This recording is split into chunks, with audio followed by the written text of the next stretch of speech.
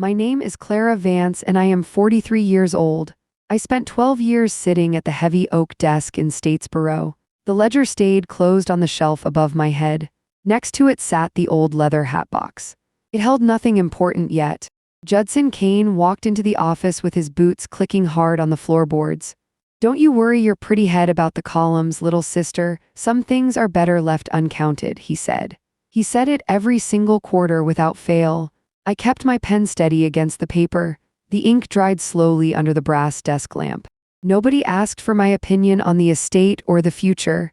They only wanted the columns filled correctly by nightfall. My job was to keep the records clean and quiet. The family law ruled everything in that house. Only the male heir spoke about tradition. I listened and said nothing back to him. The hatbox remained on the top shelf. It waited for a different kind of entry entirely. Please stay for the journey and subscribe to see what was inside that old leather hatbox. Drop a comment and tell me where you are listening from tonight. I kept my heavy brass desk lamp burning bright while the columns waited patiently for every single transaction to settle down. This is a quiet reckoning, not a shouting match across a crowded room. You will see how patience builds a case stone by stone. Stay with me and watch how the ledger speaks. The ledger taught a specific kind of patience. Morning began with the arrival of the mail on the front counter. I opened the envelopes with a brass letter opener. I smoothed the paper invoices flat against the grain of the walnut desktop. Columns demanded absolute obedience. A misplaced digit could skew an entire quarterly balance sheet by sundown. You learn to look past the ink and see the shape of the habit behind it. People revealed their priorities in the margins of their receipts. Strokes of the pen told the truth about where they placed their trust. I lived alone in the house on Elm Street. My kitchen table held a ceramic mug and a stack of tax dockets. Life moved in steady, predictable increments. The clock on the mantel ticked away the afternoon hours without interruptions. The balance of things felt permanent. You trusted the structure because you built it yourself, row by careful row. Every entry matched the voucher beside it. Nothing escaped notice if you watched closely. The Sunday dinner table always held a heavy silence before the blessing. Plates of fried chicken and buttered corn sat untouched while Judson spoke. He cleared his throat and looked around the room with heavy eyes. Everyone listened because the unwritten rule governed every breath in this house. The underlying belief was carved into the very grain of the old walnut sideboard. In the Kane family, property accumulated through steady toil belonged exclusively to the male heir who shouted about tradition. Martha poured the iced tea from a heavy glass pitcher. Her hand shook slightly against the handle while she avoided looking at my corner seat. She believed the ancient axiom with every single drop of her tired blood. The men decided the portions and the women accepted the leftovers without a single complaint. Generations of ancestors had nodded along to the same hollow tune. There was a deeply comforting predictability in how the estate always gravitated toward the loudest voice at the table. Judson cut into his meat with slow and deliberate movements. He explained how the farm accounts required a steady male hand to weather the coming storms. Nobody questioned his logic because questioning tradition felt like breaking a fundamental law of physics. The aunts murmured agreement and passed the bread basket down the long linen runner. They genuinely believed that keeping the assets unified under one name protected everyone from ruin. It was a neat little fiction that kept the ledger balanced in favor of the chosen few. I kept my eyes fixed on my water glass and watched the ice cubes melt. My presence at the table was tolerated only because my columns balanced without error at the end of every quarter. They saw an accountant who handled the math while Judson handled the destiny. That division of labor felt entirely natural to them. The unspoken rule dictated that my steady labor was merely fuel for his grand inheritance. Nobody ever thanked me for the clean rows of figures in the leather binders. The dining room walls absorbed the sound of his voice without offering any resistance. Judson leaned back in his chair and gestured widely with a silver fork. He talked about legacy and the heavy burden carried by the men of our bloodline. Martha nodded slowly and murmured that a woman's place was to preserve the hearth. I wiped my mouth with a linen napkin and said nothing at all. Silence was the safest currency available at that long table. The belief system required total compliance from every person sitting within those four damp walls. If you accepted the premise from the beginning, the final outcome felt entirely inevitable. Judson smiled across the centerpiece and told us that responsibility was a heavy crown for a strong man to wear. The rest of the family leaned inward to catch every word of his wisdom. I looked down at my hands and thought about the quiet rows of numbers waiting for me back at the desk. That shared delusion made the coming humiliation feel perfectly normal to everyone sitting in the room. They expected me to step aside without a fuss when the time arrived. After all, tradition demanded absolute sacrifice from the silent workers. I nodded along with the rest of them while keeping my real thoughts locked away safely inside my mind. The side office smelled of damp wool and cold coffee. Judson Kane stood by the heavy oak filing cabinet with his coat still buttoned. He was 52 years old and possessed a voice that filled every corner of the room. Martha Bates walked in behind him carrying a stack of yellowed receipts. She was 58 and walked with a slight hitch in her left hip. Martha set the papers down on the edge of the walnut desk with a soft rust. The afternoon light cut across the floorboards in a sharp amber stripe. Judson did not look at the papers spread before my hands. He looked at the shelf above the desk where an old leather hat box sat collecting dust. That box had belonged to my mother before she passed away. Inside it rested a child's drawing done in blue crayon on cheap lined paper. Nobody else ever bothered to look inside the box. Judson adjusted his cuffs and turned toward the window to watch the rain start. "You are working late again today, Clara," he said with a faint rumble in his chest. I kept my pencil resting neatly against the margin of the open ledger. The columns of figures were long and required absolute attention from my eyes. Judson stepped closer to the desk and reached out a heavy hand. He tapped his signet ring twice against the polished wood surface. "Do not you worry your pretty head about the columns, little sister. Some things are better left uncounted," he said with a dismissive wave of his fingers. Martha stood quietly by the door with her hands folded over her apron. She looked down at the floorboards instead of meeting my gaze across the room. Her silence was a habit she had practiced for more than 30 years in this house. The family law was clear to everyone who lived under its heavy roof. What was accumulated through steady toil belonged exclusively to the male heir. Judson believed this rule with every fiber of his large frame. He adjusted his collar and checked the gold pocket watch he kept in his vest. "We have business to settle down at the bank before the end of the week," he said. Martha nodded slowly without raising her head to look at either of us. She adjusted the shawl around her shoulders to keep out the draft from the hallway. I kept my breath steady and my pen poised above the final row of figures. There was nothing to argue about when the rules had been written so long ago. Every quarter brought the same routine of dismissal and polite condescension from my brother-in-law. The brass desk lamp hummed softly against the rising chill of the evening air. Judson walked toward the doorway with heavy footsteps that made the floorboards groan underneath. Martha followed him out into the dark hallway without uttering another single word to me. I sat alone in the quiet room for a long time after they left. The shadows lengthened across the walnut desktop until the numbers blurred into gray smudges. My hands did not shake as I turned the page to check the next monthly balance sheet. The work remained entirely untouched by their opinions and their loud assertions about tradition.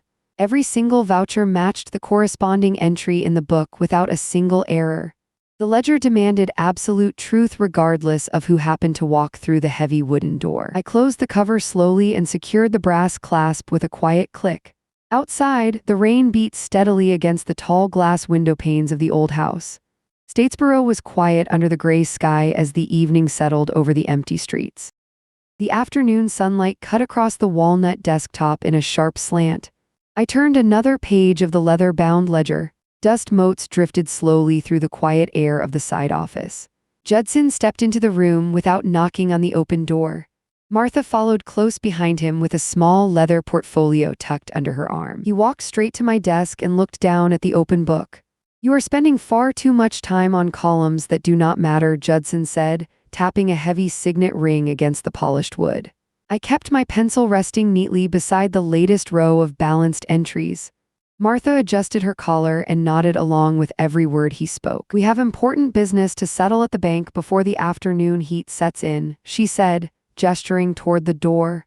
Judson leaned his weight against the edge of my desk and reached out to close the ledger. "You should leave the real estate entries to people who understand how the family actually operates," he said, his voice dropping into a patronizing register. I did not move my hand away from the edge of the heavy paper. The numbers balance, even the ones somebody hoped nobody would check, I said softly, keeping my tone completely flat and even. Judson let out a sharp bark of laughter that echoed off the tall wooden filing cabinets. You always imagine complications where none exist because you prefer sitting alone with paperwork to living in the real world, he said, shaking his head with manufactured pity. Martha smiled a thin and sympathetic smile that reached neither of her eyes. We only want to save you from wasting your afternoons on dead ends that lead nowhere at all, she said, smoothing the front of her dark wool skirt. They both assumed the conversation was finished because they had delivered their usual warning. I simply looked up at them with steady eyes and waited for them to turn around.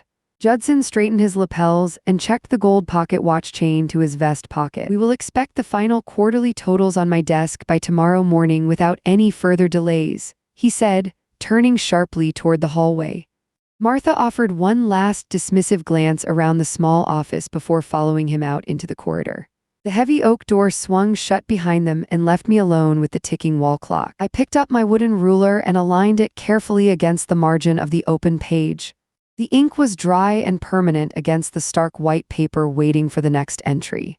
Nobody came back down the hall for the rest of that long afternoon.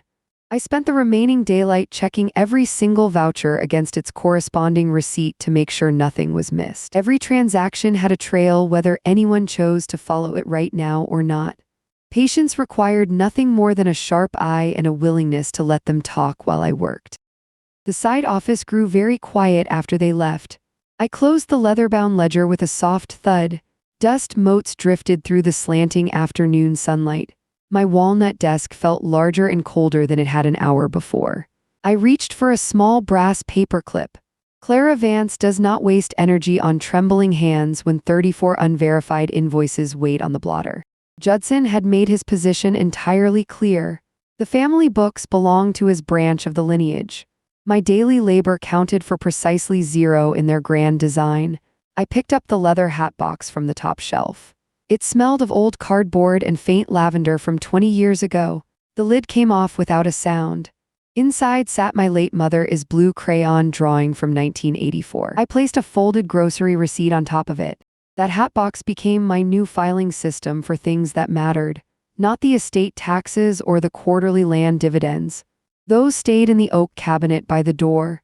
The hat box took the small pieces of evidence that did not fit their official narrative. A torn envelope with a postmark from Savannah, a bank slip showing a transfer from the southern branch. I tucked them inside the old leather container one by one. Nobody noticed the shift in my habits. Martha Bates did not look twice when she dropped off the mail on Friday morning. She set the envelopes down on the walnut surface and talked about the weather in town. We had 28 minutes of polite conversation about local garden club meetings. I nodded at all the right moments. The ledger remained open to page 112. I am sorry you found the figures difficult to trace, she said with a smooth smile that reached neither of her eyes. The figures are exactly where they have always been, I said. She adjusted her silk scarf and walked out toward the front gravel drive. I did not watch her leave from the window. I simply turned back to my column of figures. 18 entries required double-checking against the municipal tax rolls.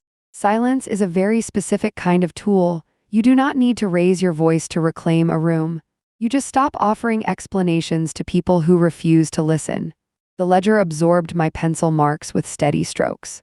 Each line matched the previous column without a single discrepancy. The arithmetic does not care who sits in the big chair on Sunday afternoons. By the time the mantel clock struck 5, the shadows had crossed the floorboards. I stood up and stretched my stiff shoulders. The old leather container waited on the shelf above my desk. It held 5 receipts, 2 canceled checks, and a memo about the pasture fence repairs from last spring. None of these items belonged in the official estate file. They belonged to the quiet reality I was building piece by stone. Statesboro outside my window continued its slow evening routine. Pickup trucks rolled past on Elm Street toward the hardware store. Streetlights blinked on one by one against the fading twilight. I locked the side office door with a single turn of the brass key. My coat hung on the brass hook by the entryway. Tomorrow would bring another 24 hours of methodical work in the quiet shadows. There was no point in arguing about tradition with people who only understood shouting. The numbers remained loyal even when the family did not. I walked down the hallway and checked the front window latch. Everything was secure. The house was entirely mine for the evening. The old hatbox rested safely in the dark above my workspace, holding its small, silent cargo. You are still here by your desk, watching the quiet hours pass.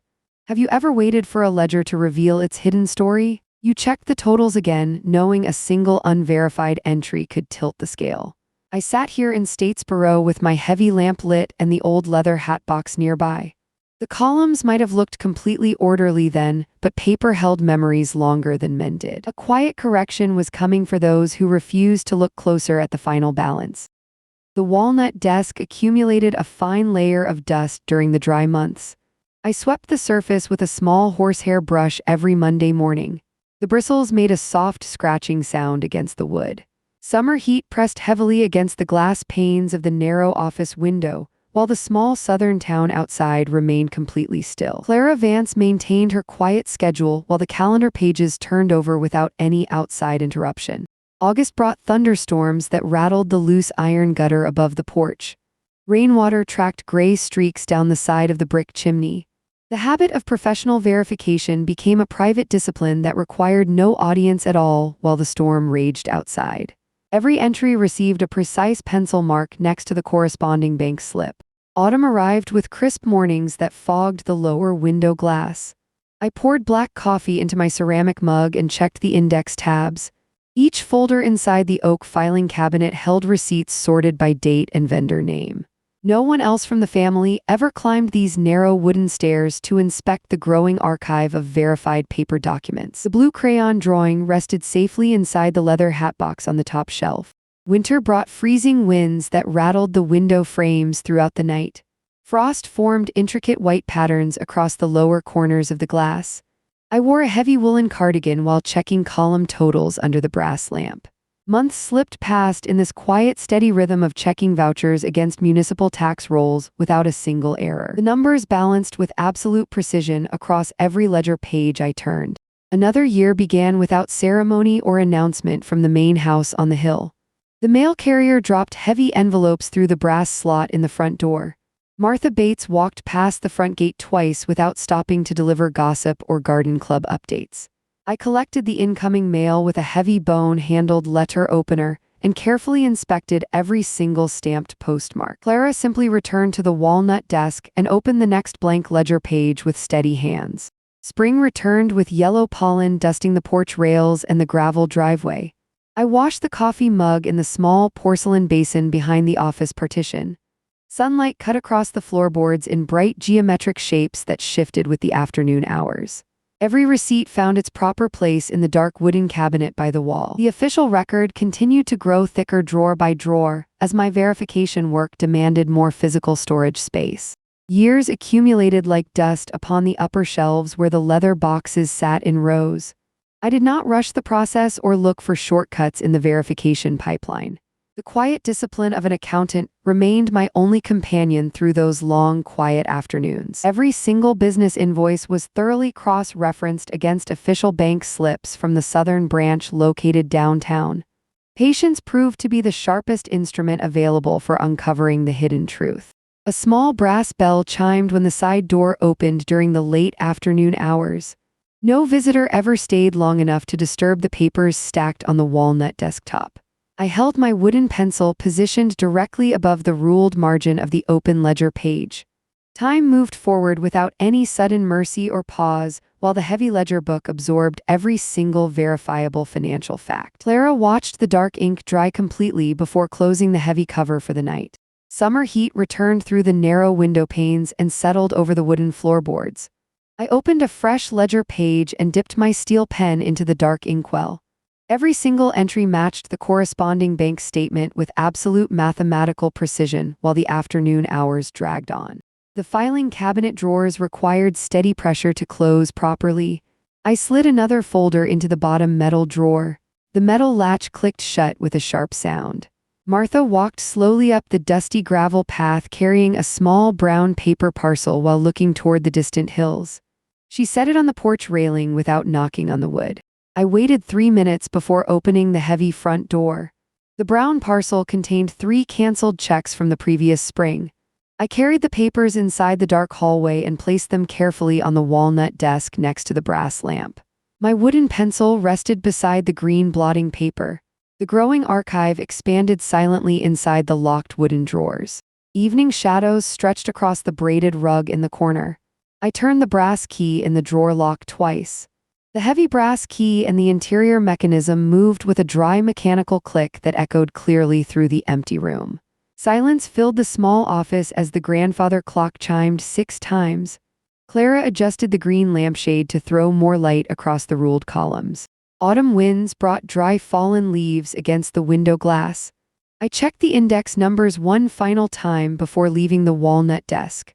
Every single paper voucher aligned perfectly with the corresponding lines inside the large leather-bound accounting ledger on the desk. The official records were completely finished for another demanding business quarter. The walnut desk felt colder than usual under my wrists. Autumn wind rattled the loose window pane in the frame. I opened the heavy ledger to the March entries. The columns looked ordinary at a casual glance. Every line seemed to match its paired voucher, but a ledger is stubborn about its own logic. When you subtract the actual disbursements from the recorded deposits, a gap appears. It was not a grand theft born of malice. It was a slow erosion born of habit. $42,500 sat unaccounted for in the margin. The family story had always insisted that men possessed a natural gift for numbers. Men were supposed to handle the heavy burdens of inheritance. Women were supposed to step aside and trust the process. That illusion was beginning to fray at the edges. Rain began to tap against the glass of the small office window. Judson arrived shortly before noon through the side entrance. He did not wear his usual sharp expression of absolute authority. Instead, he carried his heavy woolen coat over one arm. He rubbed his eyes with the back of a thick hand. He looked older than his years in the gray morning light. He pulled a silver case from his pocket and fumbled with the latch. His fingers shook slightly against the polished metal surface. He dropped his reading spectacles onto the edge of the desk. They clattered loudly against my brass inkwell. I reached down and picked them up by the wire bow. "These old eyes are failing me faster every month," he muttered quietly. He looked worn down by the sheer weight of maintaining appearances. For a fleeting second, he was just a tired man running out of time. He was not an untouchable patriarch ruling over an empire. He was merely someone drowning in obligations he could barely manage. I handed the spectacles back across the walnut surface. "Thank you, Clara," he said, his voice losing its usual sharp edge. He sat down heavily in the ladderback chair by the heater. He stared at the cold grate instead of looking at my face. He did not demand the quarterly totals right away. He just breathed out a long and ragged sigh. "People used to tell me that counting was a simple man's game," he said. He stared at the floorboards near his boots. He did not mention tradition or male heirs during those quiet minutes. He looked trapped inside the very system he had defended for decades. The silence in the room grew heavy and dense. I kept my gaze fixed on the open book before me. The numbers did not care about his exhaustion or his family name. They only cared whether the debits matched the credits. The error rested quietly on page 104. It traced back to a missing voucher from 1994. Judson stood up and adjusted his vest with trembling fingers. He cleared his throat and tried to recover his imposing posture. He straightened his shoulders and walked toward the heavy oak door. He paused with his hand resting on the polished brass knob. "You never needed to worry your head over those specific columns," he said. His voice was lower now, lacking its old conviction. He stepped out into the hallway and pulled the door shut behind him. I sat alone in the quiet office with my lamp. The ledger remained open under the yellow pool of light. I turned the page slowly and reached for my red pencil. The lamp hummed softly on the walnut desk. $42,500 sat trapped inside the municipal column. Nobody else had looked beneath the surface yet. Have you ever watched a quiet error grow larger with every passing month while the person who caused it slept soundly? You know the weight of waiting for the exact right moment to turn the page. The numbers balance, but the tension requires a steady hand. Did you stay silent too, letting them believe their secret was safe? Early sun rays struck the massive metallic fixture atop the wooden table. I smoothed the worn edge of the ledger with my thumb. The room smelled of old paper and black ink. Outside the window, a blue jay landed on the weathered fence post. I waited for the morning delivery because the local post office usually carried official municipal correspondence from the county clerk downtown. Martha Bates walked up the wooden steps with a brown canvas bag. Her wool coat was buttoned to the collar against the chill. She pushed the heavy front door open without knocking. I turned away from the open page to meet her eyes. Martha laid a thick manila envelope beside the brass lamp and adjusted the silver brooch pinned to her lapel. The morning air felt unusually still. "I brought the Morning Post from the town box," she said. I reached for the letter with steady fingers. The paper bore the official letterhead of the Statesboro Municipal Board. I broke the seal with a heavy brass letter opener. Martha watched me with a quiet and cautious expression while I carefully unfolded the heavy white sheet. "This document needs your immediate authorization before noon today," she said. I looked down at the signature at the bottom of the page. Judson Kane had signed his full name in thick black ink. He had written a direct demand for funds on official letterhead without considering the serious consequences of his actions. It bore an unmistakable tone of authority that had governed local business for generations. He penned the exact instructions himself in the margin. No secretary had typed the words onto the paper. His characteristic handwriting filled the lower portion of the sheet. It was a complete admission of control over the drainage funds. The written confession rested right there under the warm glow of the heavy brass lamp on the desk. I took a slow breath and examined the date stamped at the top. The day matched the quarterly ledger entry perfectly. There was no room for error or misunderstanding left in the calculation. Every single transaction pointed directly toward this exact piece of paper. The physical evidence bridged the gap between lingering suspicion and absolute certainty, without requiring a single spoken accusation from my side. Martha shifted her weight from one foot to the other on the floorboards. She knew something official had arrived in the mail today. Her eyes flicked toward the open pages of the ledger resting nearby. I did not offer any explanation for what she saw on the table. Silence remained the most effective tool for managing visitors, who expected a very different kind of emotional temperament entirely from my usual demeanor. "You should keep that letter safe," she said quietly before turning toward the door. I watched her leave the office without another word. The heavy wooden front door clicked shut behind her slender frame. The silence returned to the small room instantly. I looked back down at the signed paper resting securely beside the heavy brass lamp on the walnut table. I stood up from the walnut chair and walked across the room. I lifted the wooden lid of the old leather hat box. Inside rested 24 documents collected over many years of quiet work. I placed the new signed memorandum right on top of the pile. The math was finally complete and fully documented in permanent ink across every single accounting column. The figures matched the ink on the page, I said aloud to the empty room. I sat back down at the walnut desk. The ledger lay open to the disputed columns. He personally accounted for the sum of $42,500. Every single dollar was now anchored to reality. The written words locked every single entry into a permanent and undeniable historical record for anyone willing to look. Statesboro continued its slow rhythm outside the curtained window. A delivery wagon rolled past on the gravel road down below. Pedestrians walked briskly through the autumn chill toward the town square. None of them suspected what rested quietly inside my office. The townspeople lived their lives believing that the old family names carried an absolute and unbreakable immunity against ordinary financial gravity. My pencil sat tidily beside the border of the spread-out ledger sheet. I verified the final summation one more time with absolute care. Every number aligned precisely with the vouchers and receipts stored upstairs. The record was complete and terrifyingly clear in its implications. Patience had proven far more effective than any loud public confrontation could ever hope to achieve in this quiet southern town. The grand ballroom at the hotel held 300 guests. Crystal chandeliers cast sharp light across polished wooden floors. People wore heavy coats and silver pins. I carried a brown leather case under my arm. Judson stood near the raised dais. He wore his gold pocket watch on a thick chain. Martha Bates walked past the buffet table with a silver tray. She stopped near my shoulder. "You should leave before the speeches start," Martha whispered to me, keeping her voice very low. I shook my head slowly. The records needed a public room tonight. Martha reached into her coat pocket. She pulled out a folded slip of yellow paper. It was the missing bank transfer slip from 1994. She pressed it into my palm. Take this one too, Martha whispered, her fingers trembling slightly against my wrist. I found it tucked behind the pantry shelves yesterday. She stepped back into the crowd. Her small act of honesty changed nothing about the final tally. It simply completed the set.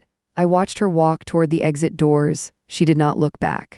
Judson raised a glass of amber liquid. He smiled at the gathered town council members. His signet ring caught the overhead glare. He looked prosperous and entirely secure. He believed his position was untouchable. He believed family tradition protected him from basic mathematics. The room smelled of stale carnations and expensive floor wax. Municipal officials sat at the front tables. They held printed programs detailing 40 years of civic achievement. Nobody expected an accountant to bring ledgers to a party. They expected polite applause and quiet departures. People in this county preferred comfortable fictions to hard figures. But paper endures longer than festive speeches. Every column told a precise story. Every missing voucher left a permanent gap in the margin. I walked up the carpeted steps toward the mahogany table. I set the heavy leather hat box right beside the microphone stand.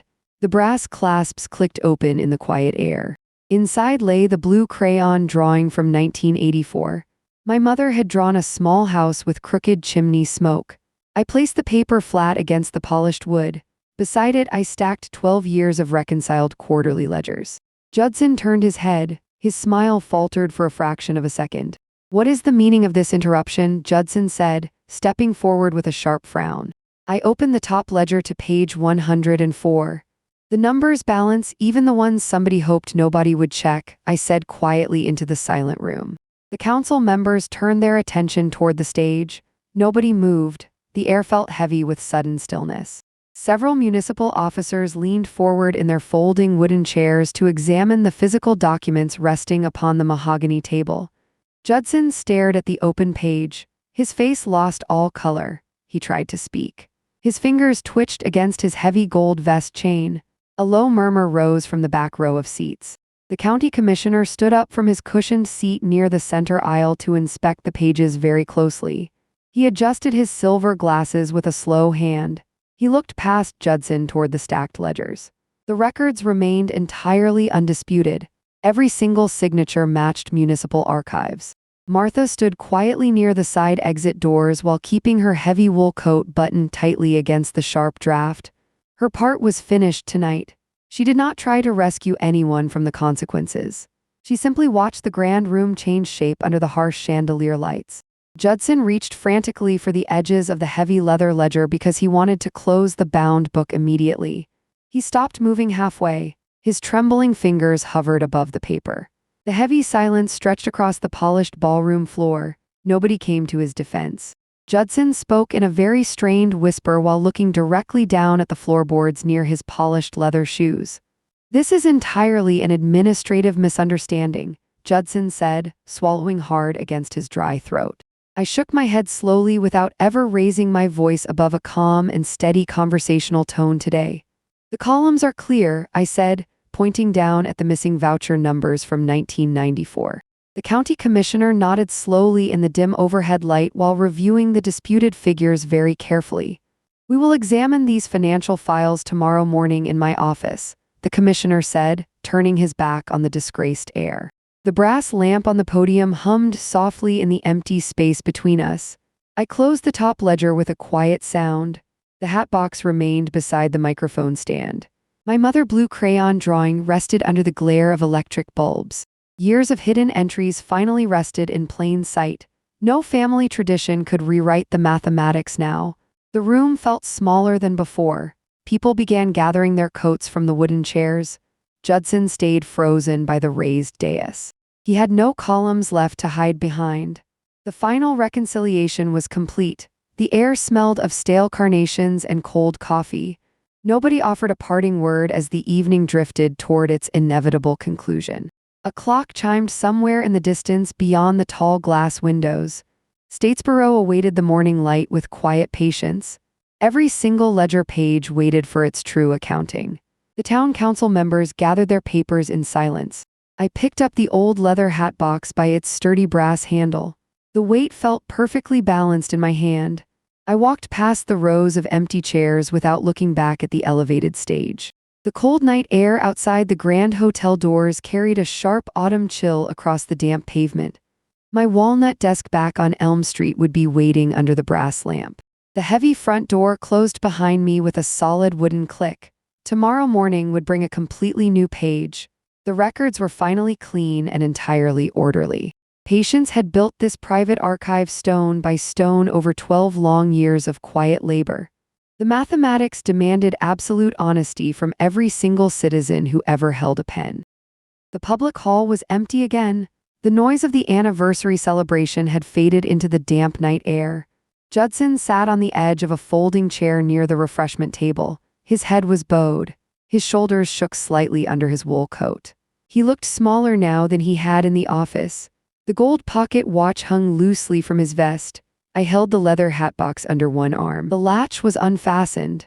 Inside rested every signed paper and receipt I had gathered over 12 years. I could have opened the lid right then. I could have laid the municipal documents across the folding table for the remaining committee members to inspect. I could have ruined him before midnight. Every account would have laid bare his deliberate overreach. The authorities would have removed his title and his standing within 24 hours. I did not do it. I did not pull the papers from the container. I did not speak a single sharp word to break his silence.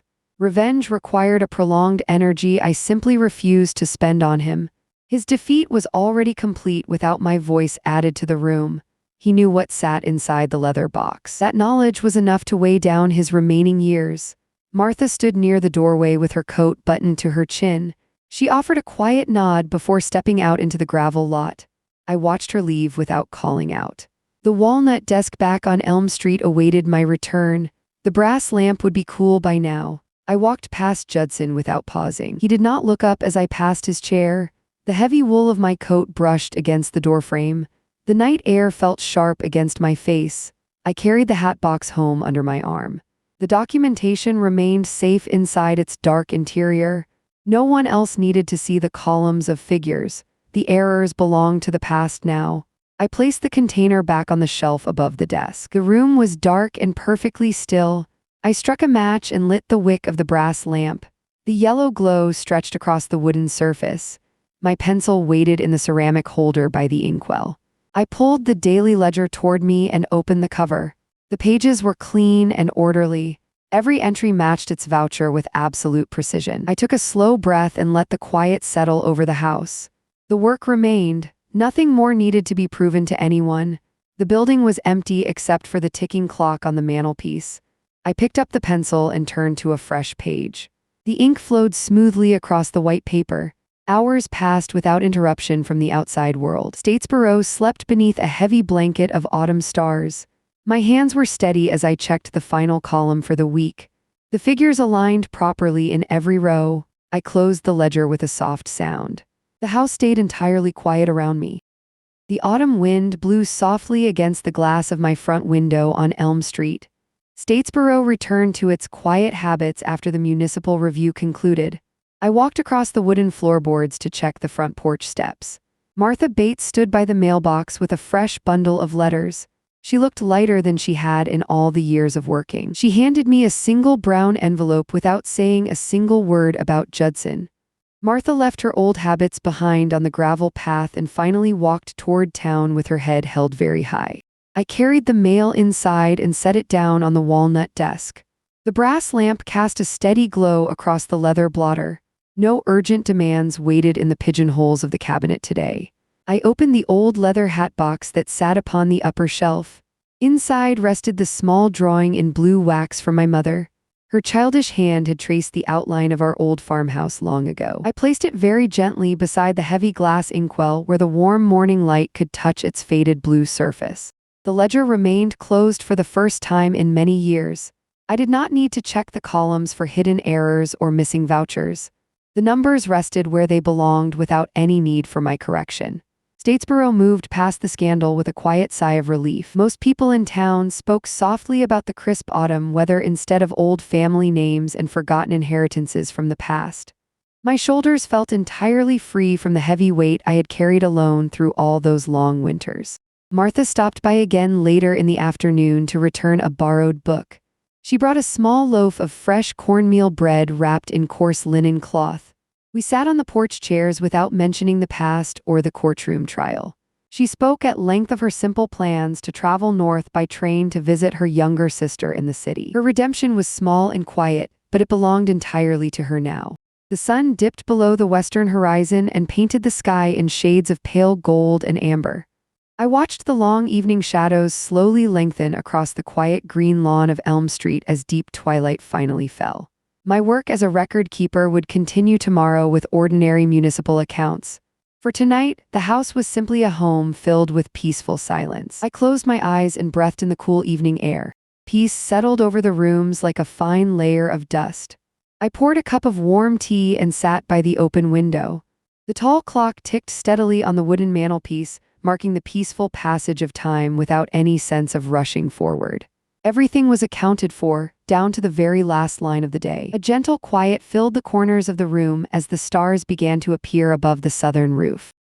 The lamp still cast a steady warm glow across my walnut desk. The old leather hatbox rested quietly on the shelf above my head. Inside, my mother's blue crayon drawing leaned against the heavy brass base.